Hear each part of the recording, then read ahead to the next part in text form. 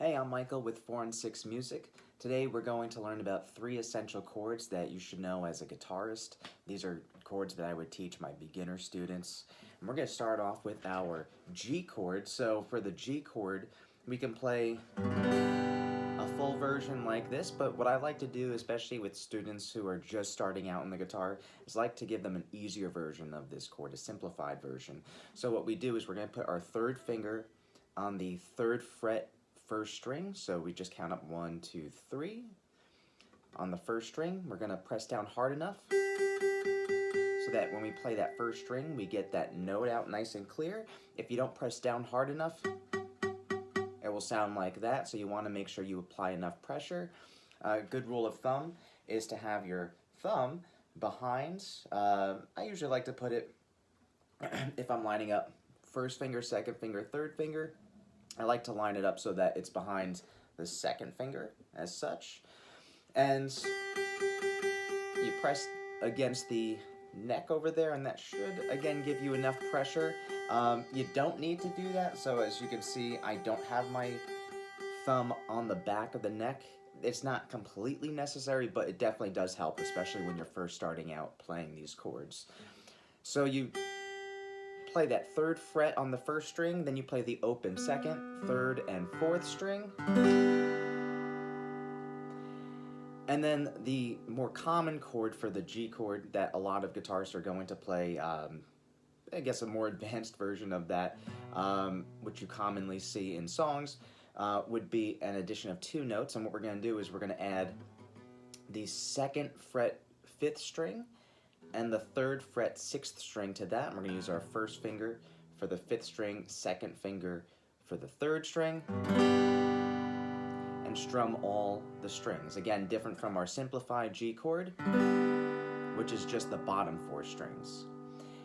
After that, we have our G7. So what we're going to do is we're basically going to do the same thing for these for the simplified version, just the bottom 4 strings, but instead of starting on the 3rd fret on the first string, we're going to go to the 1st fret, use our first finger, and there's our G7 chord.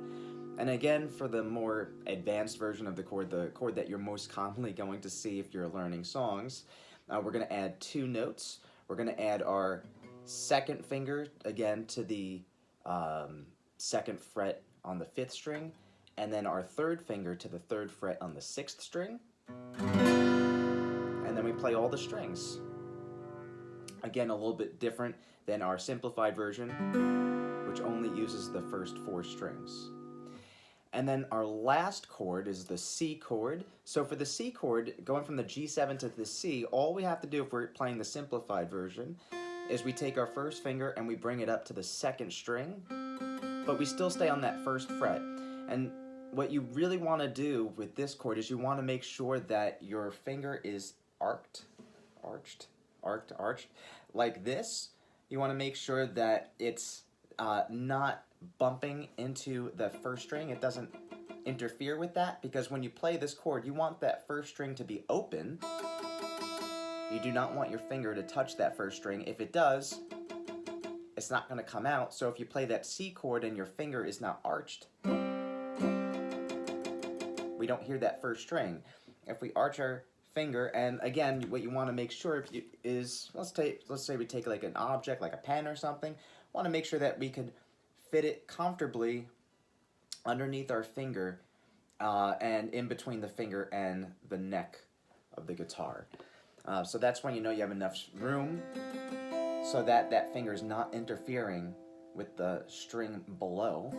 So when we play that C chord, again, just the simplified version, we're going to have our open 1st string, 1st finger on the 1st fret 2nd string, open 3rd string. So just the first 3 strings, and that's our C chord. And again, to play the more advanced version of the chord that you're most commonly going to see, we're going to add our 2nd finger to the 2nd fret 4th string, and our 3rd finger to the 3rd fret 5th string, and we are not going to play the 6th string, all right? So we're going to start from the 5th string and strum down. And that's our C chord.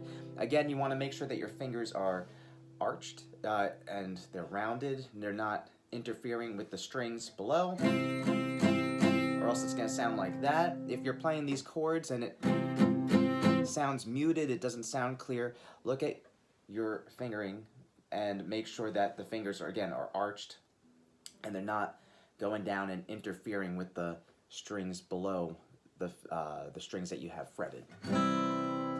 So that's our C chord. And a nice way to practice these chords is just going from one to the next. So we start off with our G, G7, C. If we're playing the simplified versions of the chords, G, G7, C, just like that. I hope this is useful. I do offer lessons in the Oneida, New York area, also in Syracuse, and I also teach online guitar lessons as well. So if you're interested in learning more, please book a lesson with 4 and 6 Music. Thank you guys, and see you in the next lesson.